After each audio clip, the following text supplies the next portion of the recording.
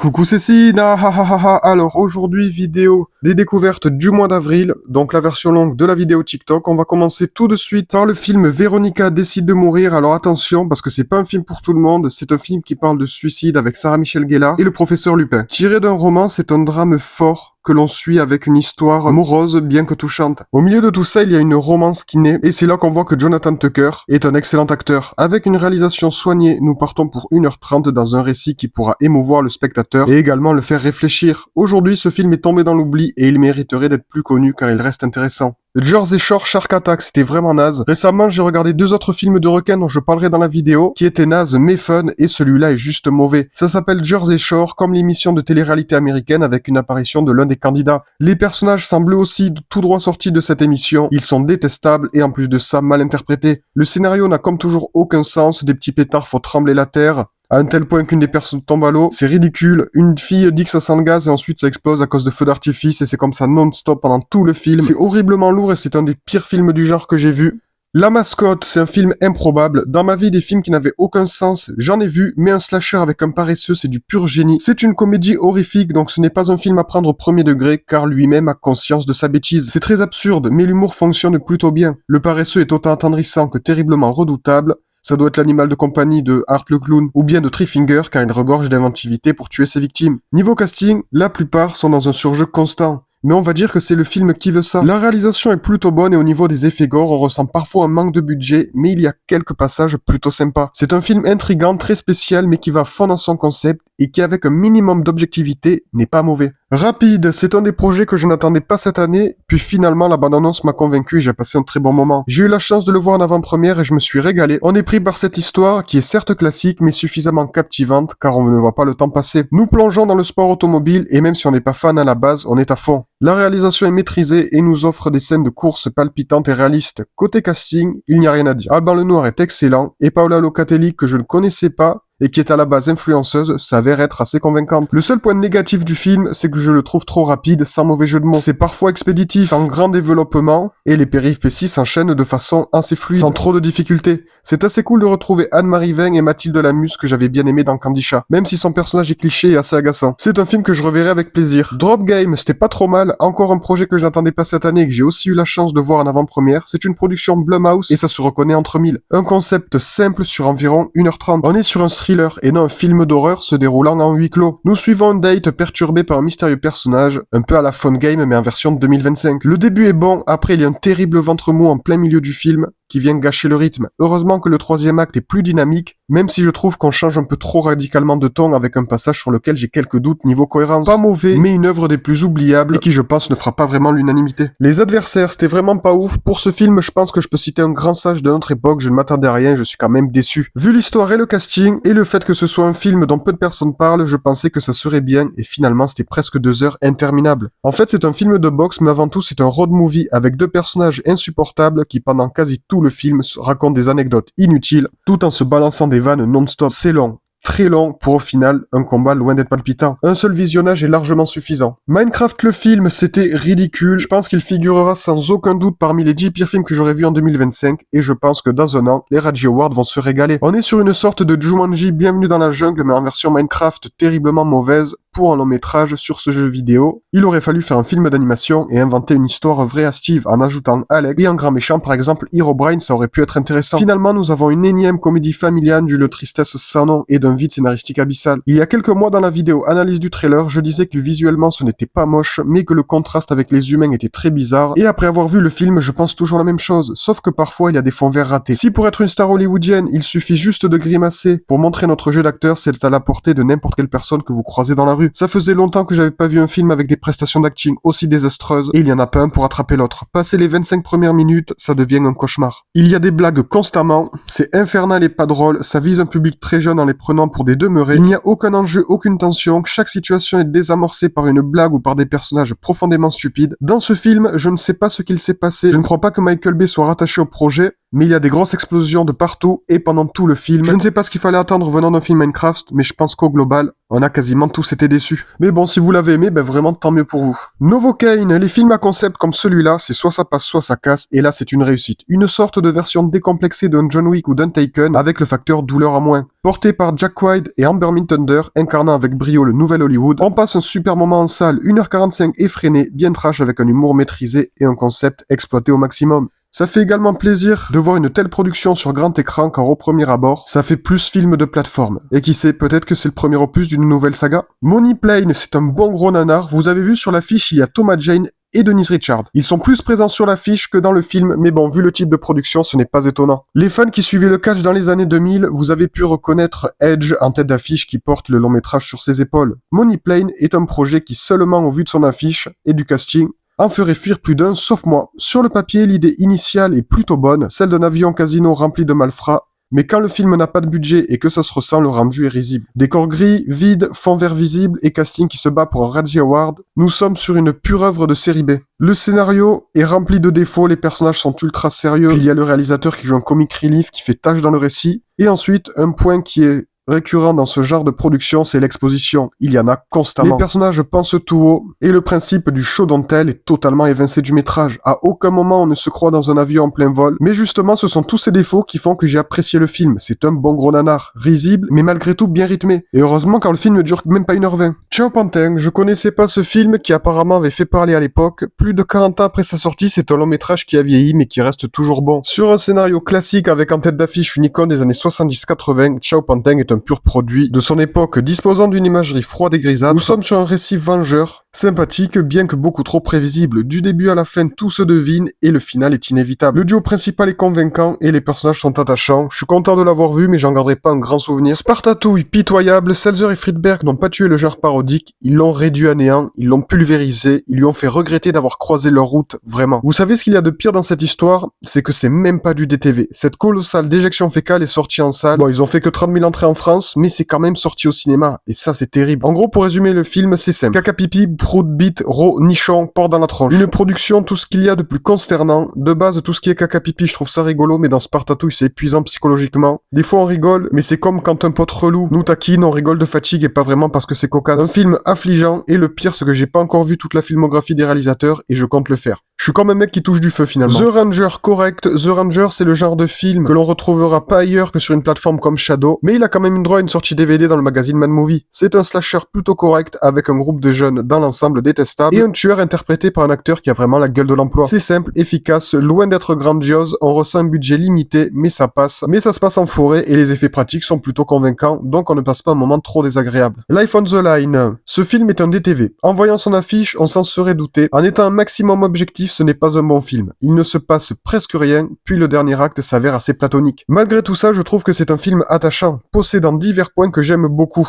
Tout d'abord, ça se déroule dans une petite ville, et on découvre les personnages tour par tour, comme dans n'importe quel film catastrophe, avec les sous-intrigues de chacun plus ou moins intéressantes. Ensuite, quand l'action commence, même si c'est globalement décevant, ça reste un minimum prenant avec des personnages attachants, desquels on veut connaître le destin. Il y a un autre point que je trouve très bien, c'est que dans une époque où on veut représenter tout le monde, des films liés aux personnes de l'ombre qui font des métiers périlleux, c'est un très bon point. Le film est dédié aux techniciens qui ont péri en intervention, et à la fin, on voit le logo de l'association Fallen Limenen qui s'occupe des familles des victimes. Pas un grand film, mais une œuvre plutôt plaisante. Attention, on passe à du chef-d'œuvre, Jurassic Shark. Alors celui-là vraiment c'était fascinant. Je vais tout spoiler parce que je pense que tout le monde s'en fout, à part moi, personne ne regarde ce genre de film. Sans aucune surprise, c'est complètement absurde. Jurassic Shark est un énième produit de la Sharksploitation. C'est pas du Asylum, mais c'est similaire. Le film dure tout juste 1 heure avec quasiment 15 minutes de générique. Il y a autant de temps de générique que pour Venom 3. Après, venant de 2 films pourris, ça se tient. Bon, inutile de préciser, mais dans ce film, tout est débile. T'as une fille qui dit: vous vous croyez à la plage? Et après elle dit: ah, ben on est à la plage. Voilà, c'est des dialogues très fins. Puis soudain un gars se fait bouffer, son pote réagit, mais comme l'emoji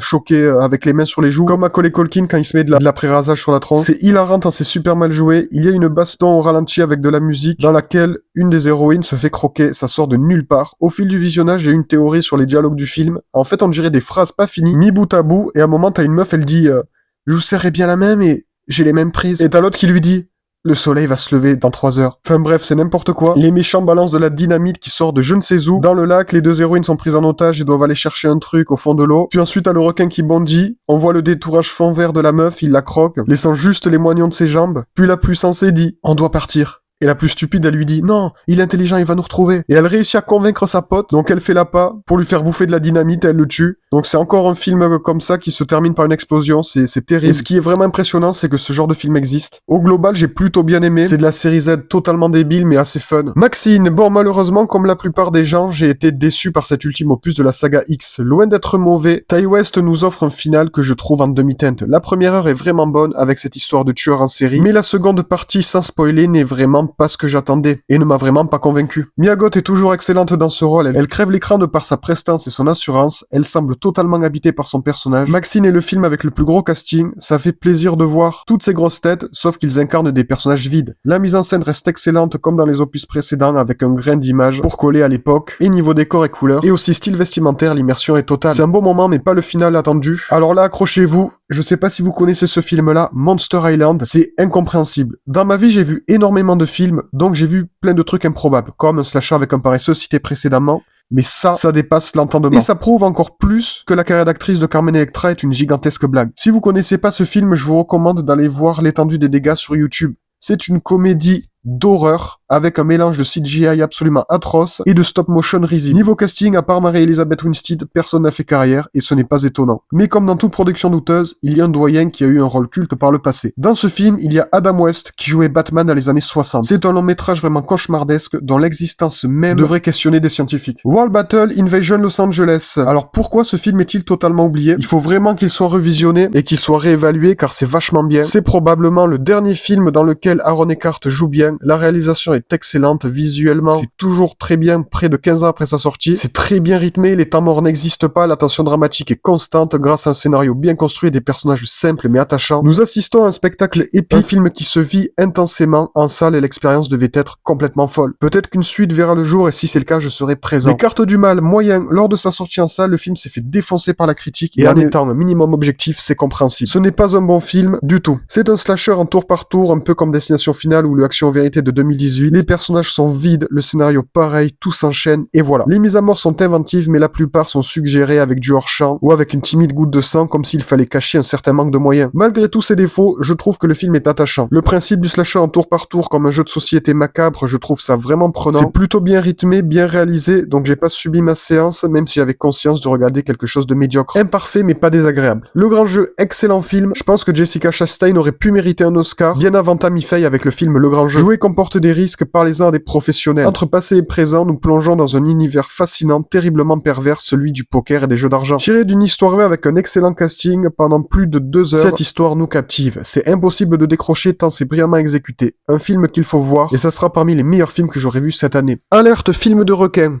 Shark. C'était naze, mais des requins dans du sable, pourquoi pas. Dans la vie, trouvez-moi un truc d'aussi inarrêtable que la exploitation. Je pense que ça va pas être très évident. Bon, sans surprise, c'était pourri. Cependant, sur quelques points, c'est pas si naze que ça. On arrive dans une petite ville et on découvre des personnages certes clichés, pas très malins, mais plutôt attachants. Bon, pas tous, mais certains. Donc les suivre n'est pas désagréable, et on veut savoir l'issue de tout ça. Pas de panique, ça reste complètement mal fichu et stupide. Les requins sont moches, et leurs ailerons en CGI qui dépassent du sable, c'est hilarant. À un moment, il y a une coupure d'électricité, et en fait, ils ont juste assombri numériquement le plan d'une ville allumée en pleine nuit. Il y a des réutilisations de plans, ce qui est une chose habituelle dans ces productions. Le final avec ce sprint break terriblement pauvre, avec 10 personnes qui courent en cercle pour créer un effet de panique, c'est risible. Dans le côté cache-misère se fait ressentir. De la pure série Z. Présence. C'était sympa. Après une violente nature, un slasher dans lequel on suit le point de vue du tueur, nous avons un film similaire, mais cette fois-ci dans le paranormal. C'est un film en POV. On voit les films à travers les yeux du fantôme, et le tout bien évidemment à travers la caméra de Soderbergh, et on passe un moment sympathique. Excepté ce détail-là, le scénario n'a pas grand-chose d'original. On est juste sur une variante de Paranormal Activity. Les acteurs s'en sortent plutôt bien, les personnages sont sympathiques à suivre, et le final totalement inattendu. C'était un moment très agréable en salle. Thunderbolt, c'était pas si mal. Ce nouveau chapitre du MCU sort comme Captain America 4 sans grand engouement. Nous sommes face à un long métrage qui est loin d'être exceptionnel, cependant ça change un peu des précédents films du MCU en mettant au premier plan les seconds couteaux. Le groupe que l'on suit est plutôt sympathique, on les a vus dans diverses œuvres du MCU, et là ils sont tous réunis comme une horde de Suicide Squad ou de nouveau Avengers, clin d'œil, clin d'œil. Le film dure 2 heures et pour moi la première heure est assez longue, je trouve qu'il ne se passe pas grand chose et que ce n'est pas très captivant. Il y a beaucoup d'expositions, 3 ou 4 scènes où les personnages se font des reproches ou des remarques, tour par tour, et j'ai pas trouvé ça très pertinent. On nous présente un nouveau méchant que je ne connaissais pas et que j'ai trouvé vraiment réussi. Sa première apparition est littéralement terrifiante et fait basculer le film dans l'horreur. Le côté visuel est plutôt bien travaillé avec des couleurs grises, durant l'entièreté du métrage, loin des couleurs vives de certains films précédents. Malheureusement, c'est pas ça qui à mon sens relancera la machine, car ça reste dans l'ensemble oubliable. The Gorge, c'est un mélange gagnant. C'est un excellent film, une production Apple TV très qualitative, nous montrant une fois de plus que cette plateforme est synonyme de qualité, disposant d'une grande force de proposition. Grâce à un trio vainqueur composé de Miles Teller, Anya Taylor-Joy et Scott Derrickson, nous sommes face à un film d'horreur avec un côté fantasy 100% original, un scénario intriguant avec un concept novateur qui ne nous déçoit pas. Visuellement, c'est réussi avec un travail de l'ambiance et des couleurs. La réalisation est maîtrisée et le duo principal s'avère très fort et bien interprété, avec une grande alchimie entre les deux comédiens. C'est une claque qui sera parmi les meilleurs films que j'aurais vus en 2025. The Life List, excellent désormais pour moi, Sofia Carson est une valeur sûre. J'espère qu'elle aura une carrière sur grand écran, car pour l'instant, son parcours chez Netflix est un sans faute. The Life List, c'est dans l'ensemble classique. C'est un drame romance sans grande nouveauté, cependant il est à mon sens réussi. La thématique est forte et plutôt bien exécutée. Beaucoup de familles pourront se reconnaître dans celle du film. Ça parle du deuil et de l'après, avec un côté réaliste, mais aussi très romancé, car ça reste du cinéma. Sofia Carson porte le film sur ses épaules avec brio, chacune des apparitions de Connie Britton sont fortes, la réalisation est bonne, et bien évidemment, en tant qu'amoureux de l'amour, je trouve l'intrigue romantique excellente, bien que prévisible dès les premières minutes. Gros coup de cœur pour ma part. À la Room, c'était mauvais, je pense que c'était qu'une question de temps, et que nous y sommes. C'est peut-être le premier d'une longue série de Sylvester Stallone dans les DTV, sachant qu'il y en a un deuxième prévu cette année, et plusieurs sorties au cours des années passées. Malgré un casting vraiment bon, À la Room est en réalité ce qu'il se fait de plus naze en termes de DTV d'action. Un scénario vide, classique, avec énormément de blabla inintéressant et interminable. C'est un film qui ne dure qu'1h30 et elles se ressentent malheureusement. Au final, les notes sont méritées. Line of Fire, c'est un coup de cœur. Désormais, Line of Fire fait partie des films qui, à mon sens, on doit avoir vu au moins une fois dans sa vie. Réalisé par Joseph Kosinski avec Josh Brolin et Miles Teller, nous embarquons avec les soldats du feu dans un récit tiré d'une histoire vraie. C'est un film catastrophe maîtrisé de A à Z qui nous prend au trip. Il est impossible de décrocher grâce à un scénario bien construit, des personnages attachants et une plongée réaliste dans un métier périlleux et héroïque. C'est un film qui ne se raconte pas, mais un film qui se regarde. Une fois le visionnage terminé, on réalise que Line of Fire est un film qui te fait t'asseoir sans bruit et réfléchir à la vie, au monde et à la claque cinématographique que tu viens de prendre et surtout à cette histoire vraie bouleversante. Miles Teller est magistral dans son rôle et pour moi sa prestation est largement oscarisable et c'est pareil pour Josh Brolin. Un des meilleurs films que j'ai vu en 2025. The Union... Bon, c'était correct, on pourrait renommer ce film en blockbuster d'action 2 points sur un scénario hyper classique et convenu. On retrouve un duo plutôt sympathique pour un long métrage loin d'être marquant. Une comédie d'action d'espionnage avec le coup du monsieur tout le monde qui se retrouve mêlé à une histoire qui le dépasse mais qui au final va s'avérer être un personnage fort. Rien de fou, mais un film totalement oubliable et déjà oublié. Le monde de John, c'était plutôt correct. Ce film est passé par Cannes et après il a comme disparu. Pas de sortie en salle malgré une bonne proposition d'un récit. L'histoire est sur le plan très intéressante, toutefois le récit est d'une mollesse assommante. Ce n'est pas mauvais, la réalisation est bonne, le film se veut être contemplatif, mais ne réussit pas, à mon sens, à garder le spectateur en haleine jusqu'à la fin. Le format 4/3 apporte quelque chose en plus, mais c'est difficile de plonger dans le long métrage, mais bon, vu que c'est un film avec Michael C. Hall, c'est rare et ça vaut de l'or. La transition est toute faite, on passe aux séries avec Dexter les origines. C'était une excellente série, j'adore les 8 saisons de la série principale, lorsque New Blood est sorti, j'ai pris une grosse claque parce que pour moi c'est un chef-d'œuvre, et la deuxième meilleure saison après la 4, ce préquel est à mon sens une réussite totale. La première grande force de cette série, c'est dans son casting. Tous les personnages ont été choisis minutieusement et collent parfaitement à ceux de la série originale. Patrick Gibson incarne un Dexter jeune et déjà productif avec brio. Il a tout compris du jeu de Michael C. Hall, que ce soit dans la gestuelle, les expressions faciales et surtout dans le regard. Cette nouvelle enquête est captivante, j'ai dévoré la série en moins de 2 jours, car une fois qu'on commence, on peut plus s'arrêter. La réalisation des épisodes est toujours bonne et je n'avais pas vu venir la révélation du tueur. Il y a une série qui s'appelle Dexter Résurrection, actuellement en tournage, qui devrait faire suite à New Blood et au premier épisode des origines. À voir ce qu'ils vont faire, mais j'ai confiance en eux à 100%. Culte, une excellente série. Étant un enfant des années 2000, j'ai comme beaucoup grandi avec la télé-réalité. J'étais trop petit pour connaître Love Story, mais je me rappelle que quand j'étais au collège, les Marseillais, les Anges et autres avaient une forte cote de popularité. Tous ces programmes n'auraient pas vu le jour sans Love Story. Cette série sur la création de ce projet est vraiment très bonne. On découvre les coulisses des premières réunions à la diffusion et c'est très intéressant. Mine de rien, les enjeux étaient nombreux, qu'ils soient télévisuels, culturels et surtout financiers. Portée par un excellent casting très investi, la série se dévore rapidement. C'est prenant, on veut savoir tout ce qu'il se passe comme dans une vraie télé-réalité finalement. Je sais pas si c'est fidèle à 100% à ce qui s'est réellement passé, mais en tout cas en termes de série, c'était très bien. Et pour terminer, la saison 4 de Flash, pour moi c'est une excellente saison et pour l'instant c'est ma préférée. On retrouve toute l'équipe qui doit faire face cette fois-ci à ennemi vraiment redoutable, Devo. Les 23 épisodes sont captivants et se dévorent presque d'une traite. Il se passe énormément de choses. Les péripéties se répètent d'une saison à une autre, sauf que dans cette saison 4, c'est mieux rythmé, avec une réelle maîtrise des cliffhangers de fin d'épisode jusqu'au final season. Cette saison marque également l'arrivée d'un personnage que j'ai beaucoup aimé, Ralph, et que j'espère voir encore durant de nombreuses saisons. C'est aussi une saison qui montre que Grant Gustin est un bon comédien, car il interprète des phases dramatiques très convaincantes. Une excellente saison et j'ai hâte de découvrir la suite. C'est tout pour ce mois d'avril. N'hésitez pas à venir sur Insta, TikTok et YouTube. Ah, ah, ah, ah.